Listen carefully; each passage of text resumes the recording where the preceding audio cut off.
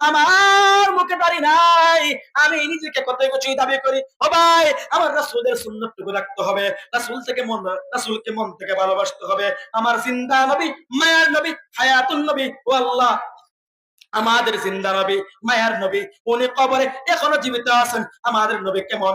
এমন নবী যে নবী নিজের সবটুকু বিলায় দিয়া নিজের দিনকে হেফাজত করার জন্য, আল্লাহর কালামাকে প্রচার করার জন্য নিজের সর্বটুকু বিলায় দিয়েছেন।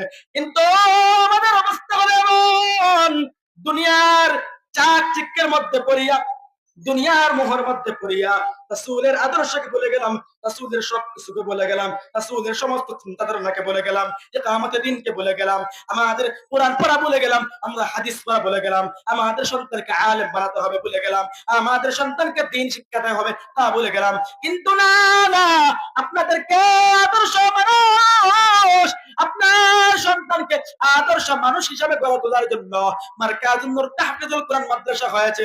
আপনি আপনার সন্তানকে আদর্শ মানুষ বানাইবেন, আপনি আপনার সন্তানকে দিনদার বানাইবেন, আপনি আপনার সন্তানকে খলিফা ওমরের মতো বানাইবেন, আবু বকরের মতো বানাইবেন, উসমানের মতো বানাইবেন, আলীর মতো বানাইলেন, মুআযের মতো বানাইবেন, মুআওয়াজের মতো বানাইবেন, এমন ভাবে বানাইবেন যেন তাদের আদর্শ হয় ওমরের মতো, আবু বকরের মতো, উসমানের মতো, আলীর মতো। আজকে আমি আপনাদেরকে বুঝাতে যাচ্ছি রাসূল আকরাম সাল্লাল্লাহু আলাইহি ওয়াসাল্লামের আদর্শ কেমন হওয়া উচিত। রাসূল সাল্লাল্লাহু আলাইহি ওয়াসাল্লামের মতো আমাদের আল্লাহ রাব্বুল আলামিন যে বলেছেন যে তোমাদের মধ্যে রাসূল সাল্লাল্লাহু আলাইহি ওয়াসাল্লামের জন্য রয়েছে, তোমাদের মধ্যে রয়েছে রাসূল সাল্লাল্লাহু আলাইহি ওয়াসাল্লামের উত্তম আদর্শ। এই উত্তম আদর্শটা কি ভাই? যদি আমরা সব দিক দিয়ে দেখি তাহলে হলো, আমরা ছোটকাল থেকে যখন বড় হব, আমার সন্তানকে মাদ্রাসায় পড়াবো, আমার সন্তানকে মসজিদে মক্তবের মধ্যে পাঠিয়ে দেব, পাঞ্জাবি পরাবো, টুপি পরাবো, দাড়ি রাখাবো, আমার সন্তানকে সব কিছু সুন্নাত মাফিক পরাবোই করাইবো, বরঞ্চ আমি সুন্নাত মাফিক চলবো। তাহলে দেখবেন রাসূল সাল্লাল্লাহু আলাইহি ওয়াসাল্লামের উত্তম আদর্শ আপনার জন্য বাস্তবায়ন করা সম্ভব। বর্তমান অবস্থা এমন হলো, এই মনে করেন ফান্সি রেস্টুরেন্টে গেলাম, টিবেলি রেস্টুরেন্টে গেলাম, গিয়ে দেখলাম প্রচুর পরিমাণ খানি আছে, আমরা কাঁটা চামচ দিয়ে খাই। না, না, না, কাঁটা চামচ দিয়ে খাওয়া যাবে না, এটা স্টাইলিশ বর্তমান হয়ে গেল। এমন করা যাবে না, বরঞ্চ রাসূল আকরাম সাল্লাল্লাহু আলাইহি ওয়াসাল্লামের বাতলে দেওয়া পথ, সেই বাতলে দেওয়া পথ, যে বাতলে দেওয়া পথের মধ্যে রাসূল সাল্লাল্লাহু আলাইহি ওয়াসাল্লাম বলেছেন দস্তরখানা বিছাইবা, ডান হাত দ্বারা খাইবা, হ্যাঁ তেমনি ভাবে করতে হবে, ডান হাত দিয়ে খেতে হবে। দেখবেন আপনার খানার মধ্যে বরকত চলে আসবে, আপনার টাকা অপচয় হবে না। বর্তমানে আমাদের অবস্থা এমন হয়ে গেল, অপচয় করতে করতে, মিথ্যা বলতে বলতে, মিথ্যা আমার মনে হয় না, অপচয় মনে হয় না, বর্তমান পরিস্থিতি এমন হয়ে গেছে। কিন্তু আমি বলি রে ভাই, রাসূলের আদর্শ নিজের মধ্যে বাস্তবায়ন করতে হলে, রাসূলের উত্তম আদর্শ নিজের মধ্যে বাস্তবায়ন করতে হলে তোমাকে সর্বপ্রথম রাসূল আকরাম সাল্লাল্লাহু আলাইহি ওয়াসাল্লাম যে সুন্নাহ দিয়ে গেছেন, হাদিস মোতাবেক চলার জন্য যে পথ বাতলে দিয়ে গেছেন, সেই পথ তোমার জন্য চলা জরুরি, অন্য কোন পথে চললে হবে না। তাহলে রাসূলের উত্তম পথে চললে তোমার দ্বারা সম্ভব। রাসূল আকরাম সাল্লাল্লাহু আলাইহি ওয়াসাল্লাম সুন্নাহ সম্বন্ধিত হাদিস, এই সমস্ত হাদিসগুলোর মধ্যে পয়গম্বর সাল্লাল্লাহু আলাইহি ওয়াসাল্লাম সুন্নাহর কথা বলেছেন, সেই কথা অনুযায়ী আমল করতে হবে, অন্য কথা অনুযায়ী আমল করলে হবে না। তোমাকে আল্লাহ রাব্বুল আলামিন কুরআন শরীফের মধ্যে যে কথাগুলো বলেছে, সেই কথা অনুযায়ী তোমাকে আমল করতে হবে। আল্লাহ রাব্বুল আলামিন যে বলেছেন, লাকাদ কানা লাকুম ফি রাসূলিল্লাহি উসওয়াতুন হাসানা লিমান কানা ইয়ারজুল্লাহা ওয়াল ইয়াউমাল আখির ওয়া যাকারাল্লাহা কাসীরা। সত্যটা আবার মনে করে দিচ্ছি, আপনার মধ্যে রাসূলের উত্তম আদর্শ রয়েছে, সেটা সত্য। আপনাকে সত্যটা আবার মনে করিয়ে দিচ্ছি, সেই সত্যটা হলো তোমাদের মধ্যে রাসূলের উত্তম আদর্শ রয়েছে। কার জন্য? লিমান কানা ইয়ারজুল্লাহা ওয়াল ইয়াউমাল আখিরা, যে ব্যক্তি আল্লাহ তাআলার আশা রাখে এবং আখিরাতের আশা রাখে, এবং যে ব্যক্তি রব্বুল আলামিনকে কি করে অধিক পরিমাণে স্মরণ করে। আপনি হাঁটতে গেছেন, রাসূলকে আপনি হাঁটতে গেছেন, রব্বুল আলামিনের কথা অন্তরের মধ্যে ভয় রাখবেন, যেন আপনার দ্বারা কোনো পাপ কাজ না হয়। আপনি যখন ঘুরতে যাবেন দেখবেন কোনো বেগারা নারীর দিকে আপনার দ্বারা চোখ না যায়। এ ভাই, দুনিয়া যদি সুন্দর করে চলতে হয় তাহলে সুন্দর করে চলবেন, এমন ভাবে চলবেন, চলার মাত্রাটা হতে হবে এমন যেন আপনি পয়গম্বর সাল্লাল্লাহু আলাইহি ওয়াসাল্লামের প্রত্যেকটা সুন্নাহ আপনার মধ্যে বাস্তবায়ন করেছেন, এমন ভাবে চলতে হবে। তাহলে আপনি একজন হয় প্রকৃত উম্মতে মুহাম্মাদী। এরে ভাই, রাসূলকে দুনিয়ার নিজের সবচেয়ে, নিজের জীবনের চেয়ে বেশি ভালোবাসতে হবে, তাহলে দেখবেন আপনি সবচেয়ে বেশি সফল হয়ে গেছেন। রাসূল আকরাম সাল্লাল্লাহু আলাইহি ওয়াসাল্লামের চরিত্রটা আপনার মধ্যে সম্পূর্ণ বাস্তবায়ন করতে হবে। আমি আপনাদেরকে বলি, রাসূলের আশিক কাকে বলে? ওই সময়, যে সময় আবু জাহেলকে দুইজন ব্যক্তি হত্যা করেছিল, তার নাম মুআজ, মুআওয়াজ। দুইজন বাপর ভাই, ছোট ছোট বাচ্চা। আবু জাহেলকে শুনেছে যে আবু জাহেল মুহাম্মদ রাসূলুল্লাহ সাল্লাল্লাহু আলাইহি ওয়াসাল্লামকে প্রচুর পরিমাণে কষ্ট দিত। তারা সহ্য করতে পারে নাই, তারা যুদ্ধের ময়দানে গেছে। বদর প্রান্তরে মুআজ, মুআওয়াজ তারা দুই ভাই আব্দুর রহমান ইবনে আউফকে বলে, এ চাচা রে, আপনি বলেন আবু জাহেল কোনটা? বলে আব্দুর রহমান ইবনে আউফ। শুধু আঙ্গুল দিয়া দেখাইতে দেরি, মা মুআজ, মুআওয়াজ এরা দুইজন ঝাঁপিয়া পড়তে দেরি হইল না। আবু জাহেলের উপরে তারা দুইজন ঝাঁপায়া পড়লো। ঝাঁপায়া পড়ে আবু জাহেলের গুড়ের মধ্যে আঘাত করলো। আঘাত করার পরে পরে পুরাটা যখন মাটিতে পড়ে গেল, তখন তারা আবু জাহেলকে হত্যা করে ফেললো। এটা হলো ছোট বাচ্চাদের একটা আশাকের কথা বলি। আপনাদেরকে আরেকটা কথা বলি, নবীর আশিক কেমন হইতে পারে? যুদ্ধের ময়দানে যখন সাহাবায়ে কেরামকে রাসূল আকরাম সাল্লাল্লাহু আলাইহি ওয়াসাল্লাম ডাকতেছেন, হে সাহাবায়ে কেরাম, যুদ্ধের ময়দানের জন্য প্রস্তুতি নাও। রাসূল আকরাম সাল্লাল্লাহু আলাইহি ওয়াসাল্লাম সাহাবায়ে কেরামকে ডাকলেন, সাহাবায়ে কেরাম কে কে যুদ্ধের ময়দানে যাইতে রাজি? তারা সকলে হাত তুললো। এমন সময় একজন মহিলা আসলো, আয়েশা বলল, হে মুহাম্মদ, আমার এই ছোট বাচ্চাটাকে আপনি যুদ্ধের ময়দানে নিয়ে যান। মুহাম্মদ রাসূলুল্লাহ সাল্লাল্লাহু আলাইহি ওয়াসাল্লাম বললেন, না না না না না না, ছোট ছোট বাচ্চাকে, মহিলাদেরকে, বৃদ্ধ মানুষকে যুদ্ধের ময়দানে নেওয়া যায় না, সুতরাং তোমার ছোট বাচ্চাকে যুদ্ধের ময়দানে নেওয়া যাবে না। মহিলা বলল, হে মুহাম্মদ, যদি আমার বাচ্চা যুদ্ধ না করতে পারে, কিন্তু শত্রু পক্ষ যখন তীর গুলা মারবে, শত্রু পক্ষ যখন তোমার দিকে তীর দিয়ে আঘাত করবে, তরবারি দিয়ে আঘাত করবে, তখন তুমি আমার সন্তানকে অথবা অন্য কেউ আমার সন্তানকে সামনের কাতারে দিয়ে দিবে। এই মুহাম্মদ, তুমি এটা গ্রহণ করে নাও। মুহাম্মদ রাসূলুল্লাহ সাল্লাল্লাহু আলাইহি ওয়াসাল্লাম বললেন, না না, আমি এটা পারবো না। তাহলে বুঝলেন সাহাবায়ে কেরামের মাদের কেমন আদর্শ ছিল। নিজের সন্তানকে বিলাই দিতেন, নিজের সন্তানকে বিলাই দিতেন, তারপর ভিন্ন কথা শুনতেন না। এ এ টিকরিয়ার, এ আমার মা এবং বোনেরা, এ আমার যুবক ভাইরা, বৃদ্ধ বাবাজিরা রে, আমাদের মার্কাজুল নূর তাহফিজুল কোরআন মাদ্রাসায় কি শিক্ষা দেওয়া হয় জানেন নাকি? যখন বাচ্চাগুলা, যখন আপনারা রাত্রে ঘুমিয়ে থাকে, আমাদের বাচ্চাগুলা রাত্রে 4টার সময় উঠা বলে, আলহামদুলিল্লাহি রাব্বিল আলামিন আর রহমানির রহিম মালিকি ইয়াউমিদ্দিন ইয়াকা না'বুদু ওয়া ইয়াকা নাস্তাঈন ইহদিনাস সিরাতাল মুস্তাকিম সিরাতাল লাযীনা আন'আমতা আলাইহিম গায়রিল মাগদুবি আলাইহিম ওয়ালাদ দাল্লিন।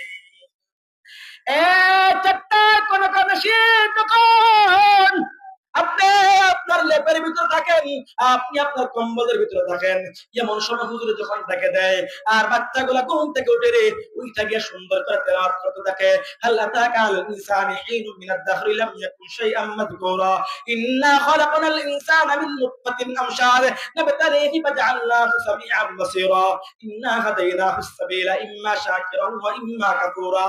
এ বাচ্চাগুলা তেলাওয়াত করতে থাকে আর রবকে বেশি পরিমাণে স্মরণ করতে থাকে, তাহাজ্জুদের নামাজ আদায় করতে থাকে। হুজুররা তাদের সাথে নামাজ আদায় করে। জানো কি রে, আমরা মাদ্রাসায় করেছি এজন্য না, দুনিয়া পাওয়ার জন্য না, টাকার জন্য না, বাদশাহীর জন্য না, প্রিন্সিপালগিরির জন্য না, মুহতামিমগিরির জন্য না।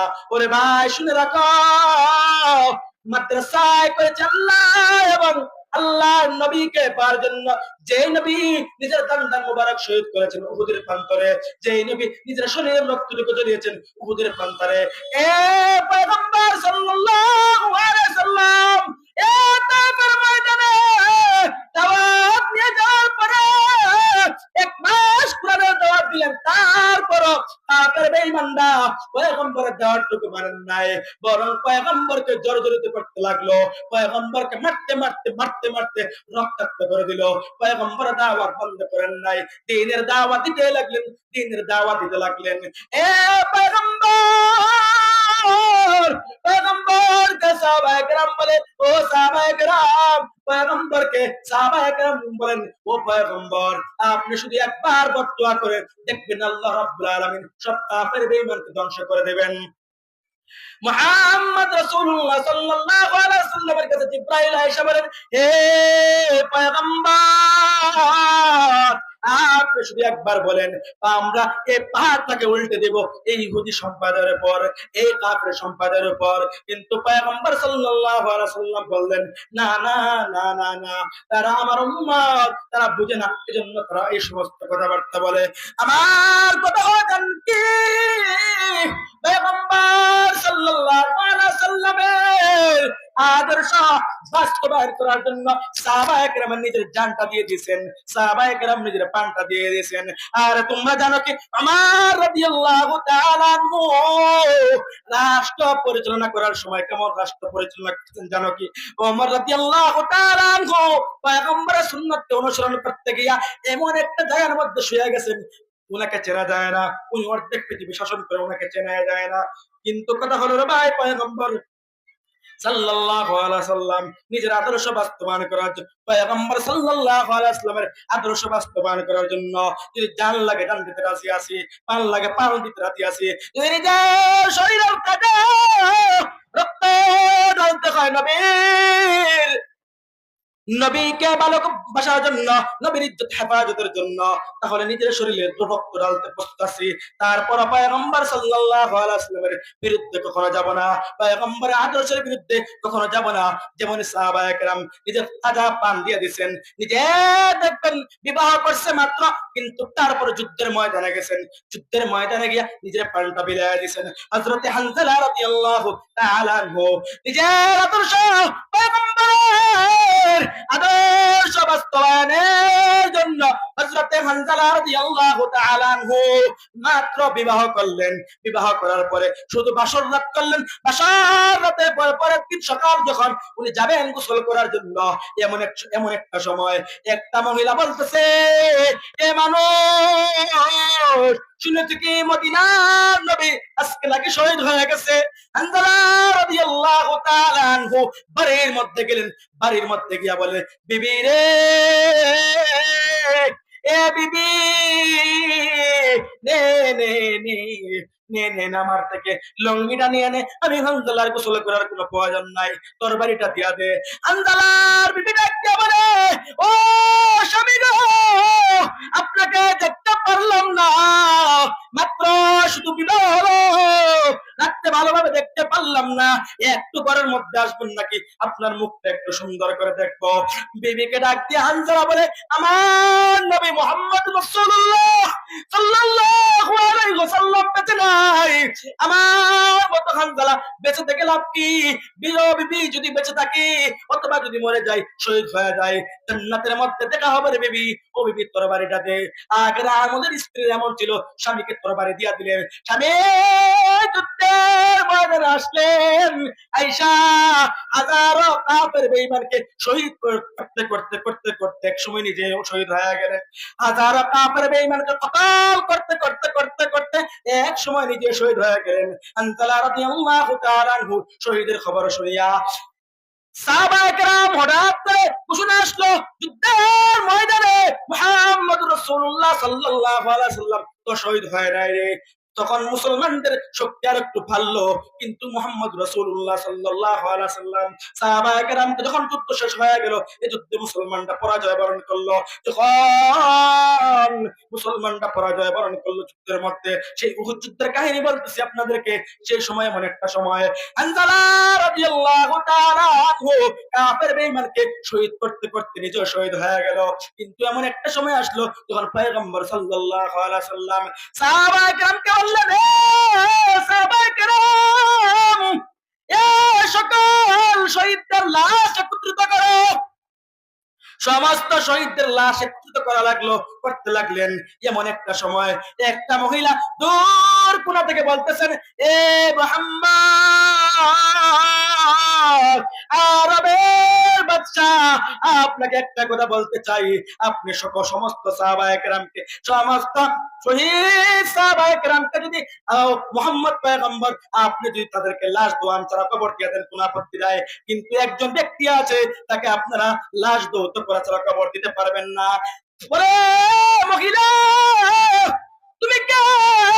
বলে আমি হলাম হযরত হানজালা রাদিয়াল্লাহু তাআলা আনহু এর স্ত্রী। বলে তোমার কি হয়েছে? বলে ও পয়গম্বর, শুনেছে উনি নাকি শুনেছেন আপনি নাকি যুদ্ধের ময়দানে শহীদ হয়ে গেছেন। এজন্য হানজালা রাদিয়াল্লাহু তাআলা আনহু তরবারিটা নিয়া সবেমাত্র বাসায় ঘর করলো, এখনো গোসল করেন নাই, তরবারিটা নিয়ে যুদ্ধের ময়দানে এসে পড়লেন। আয়েশা সমস্ত অনেক কাফেরকে নিজে হত্যা করে নিজে শহীদ হয়ে গেলেন। মুহাম্মদ রাসূলুল্লাহ সাল্লাল্লাহু আলাইহি ওয়াসাল্লাম ডাক দিয়ে বললেন, এ সাহাবায়ে কেরাম, এ সাহাবায়ে কেরাম রে, যাও যাও হানজালার লাশের ব্যাপারে খোঁজ খবর নাও। খোঁজ নিয়ে দেখো হানজালা রাদিয়াল্লাহু তাআলা আনহুর লাশ কোথায় আছে। সাহাবায়ে কেরাম তাড়াতাড়ি গেলেন, গিয়ে দেখেন হানজালা রাদিয়াল্লাহু তাআলা আনহুর লাশটা পড়ে আছে। এমন সময় জিবরাইল খবর নিয়ে আসলেন, এ সরকারে দু আলম মুহাম্মদুর রাসূলুল্লাহ সাল্লাল্লাহু আলাইহি ওয়াসাল্লাম, হানজালার লাশ দুনিয়ার কোনো পানি দ্বারা গোসল হবে না, জান্নাতের পানি দ্বারা হানজালার গোসল হয়ে গেছে।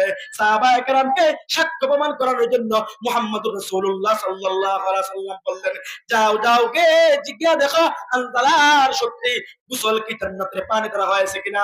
সাহাবায়ে কেরামের আদর্শ মন ছিল, নিজের জানকে বিলায় দিছে, নিজের সবকিছু বিলায় দিছে, নিজের আদর্শ বিলায় দিছে, তারপর কখনো বাতিলের সামনে মাথা নত করেন নাই। সাহাবায়ে কেরাম দৌড় দিয়া গিয়ে দেখে হানজালা রাদিয়াল্লাহু তাআলা আনহুর মাথা থেকে মাত্র পানি টেপ টেপায়া পড়তেছে। সুবহানাল্লাহ।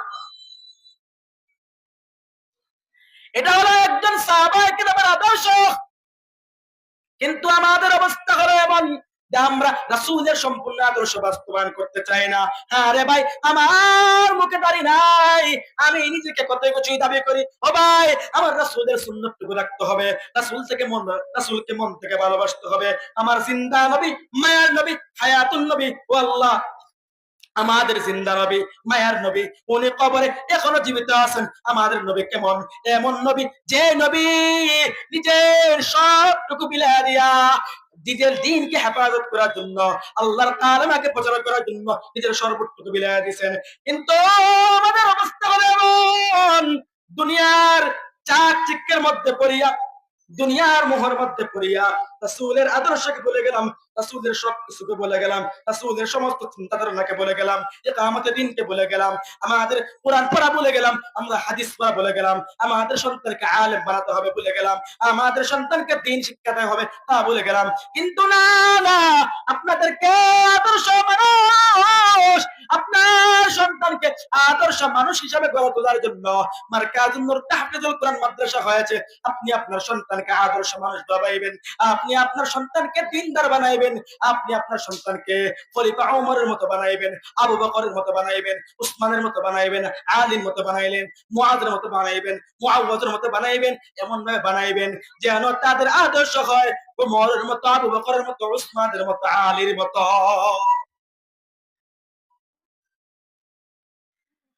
আপনাদের কাছে আমার একটা আবেদন থাকবে,